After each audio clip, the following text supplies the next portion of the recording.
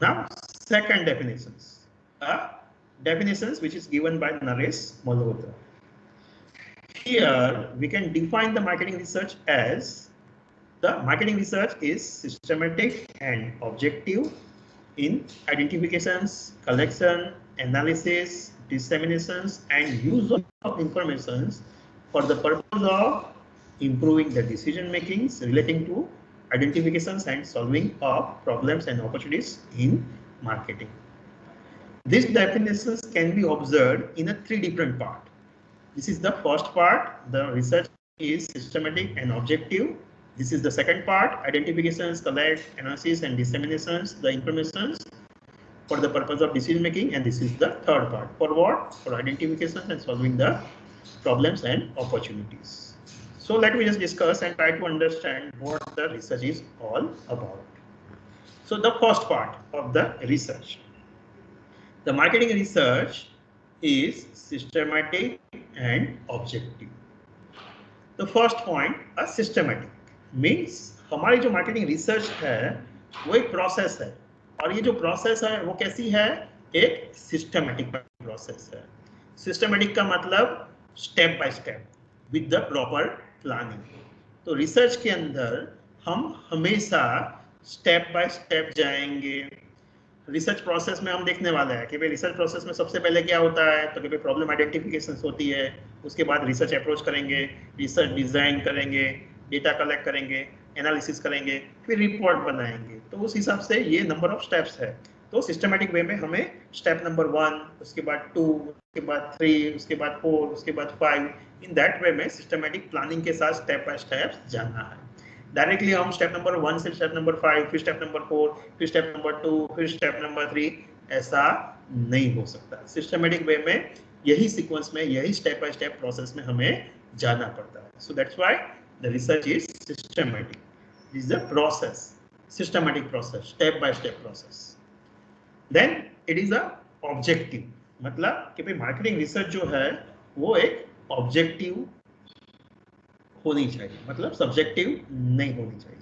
Means as a researcher आपके खुद के व्यूज, आपका फीलिंग्स, आपकी इमोशंस, आपकी थॉट प्रोसेस, ये जो सारी चीजें हैं वो आपकी रिसर्च के अंदर इन्वॉल्व नहीं होनी चाहिए.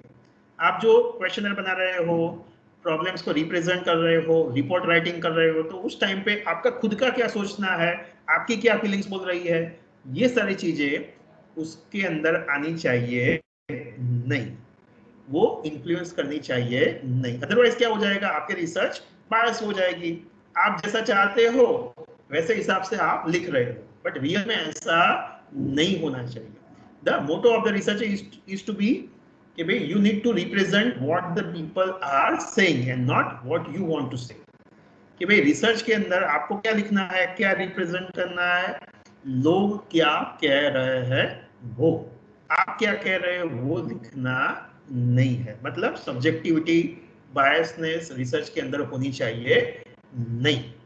सो हमारी रिसर्च ऑब्जेक्टिव के साथ होनी चाहिए, सब्जेक्टिविटी वहां पे होनी चाहिए नहीं. So the first part of the definition is saying that the marketing research is systematic and objective.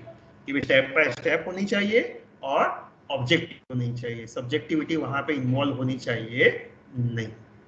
Second part of the definitions. The research process will be like this. You need to go for the first identifications. As a researchers, you will interact with the management, marketers, decision makers. उनको क्या issues है, क्या problems है, वो आप उनके साथ discuss करोगे, इंटरेक्ट करोगे. And based on that you are going to try to identify the problem. You will try to identify what type of opportunities they want to explore.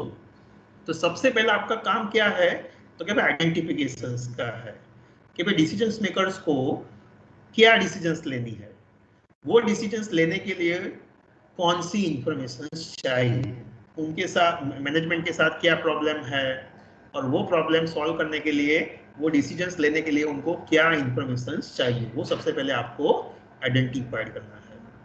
Based on which you are going to prepare the questionnaire and then you will go to the marketplace. So that is a collection process कि भाई आपने questionnaire बनाया है, आप market में जाओगे, जो respondents है, आपने जो सिलेक्ट किया था कि यस यही टाइप के लोगों के से मुझे डेटा कलेक्ट करवाना है, तो आपके लिस्ट ऑफ रिस्पॉन्डेंट्स के साथ जाके उनके साथ इंटरेक्ट करके, उनको ऑब्जर्व करके, उनके साथ मीटिंग करके, इंटरव्यू करके, क्वेश्चनर फिलअप करके आप डेटा कलेक्ट करोगे। तो दैट इज कॉल्ड कलेक्शन।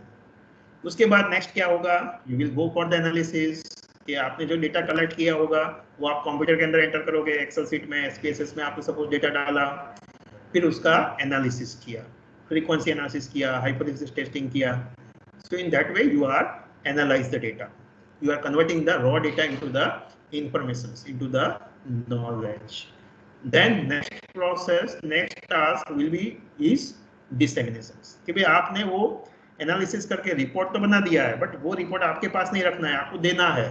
किसको देना है? डिसेमिनेशन का मतलब टू प्रोवाइड, टू डिलीवर, कि you need to just provide the informations, knowledge to the concern decision maker, कि जो बंदा डिसीजंस लेने वाला है, जो मैनेजमेंट है, उनको आपको वो रिपोर्ट टाइमली पहुंचाना है, डिलीवर करना है, सो दैट कि वो बंदा सही डिसीजंस ले पाए। तो you need to identify, collect, analyse and disseminate, so that कि जो इंफॉर्मेशंस होगी, the management can use this information, the use of this information for the purpose of improving the decision making, कि जो management है, जो decisions लेने वाला बंदा है, तो वो अपनी डिसीजंस को इंप्रूव कर सके, अच्छी तरीके से डिसीजंस ले सके। तो उसके लिए आपको ये सारी प्रोसेस करके उसको इंफॉर्मेशन प्रोवाइड करनी है, डेटा, नॉलेज, इंफॉर्मेशन प्रोवाइड करेंगे, तो वो लोग उसका यूज करेंगे, सो दैट कि वो सही डिसीजंस ले पाए। डिसीजंस किसके रिलेटेड में लेनी है? डिसीजंस किसके रिलेटेड है? तो identifications and solving regarding the problems and opportunities in the marketing, कि भाई कंपनी के अंदर, मार्केटिंग डिसीजंस के अंदर कोई प्रॉब्लम है कि नहीं है, तो उसको आइडेंटिफाई करना है और उसको सॉल्व करना है। मार्केट में कोई अपॉर्चुनिटीज है कि नहीं है, उसको आइडेंटिफाई करना है, और वो अपॉर्चुनिटीज को कैसे ग्रैब करे, तो उसका सॉल्यूशन प्रिपेयर करना है। तो ये सारी चीजें मैनेजमेंट चाहता है, तो उसके लिए हम रिसर्च कंडक्ट कर रहे हैं।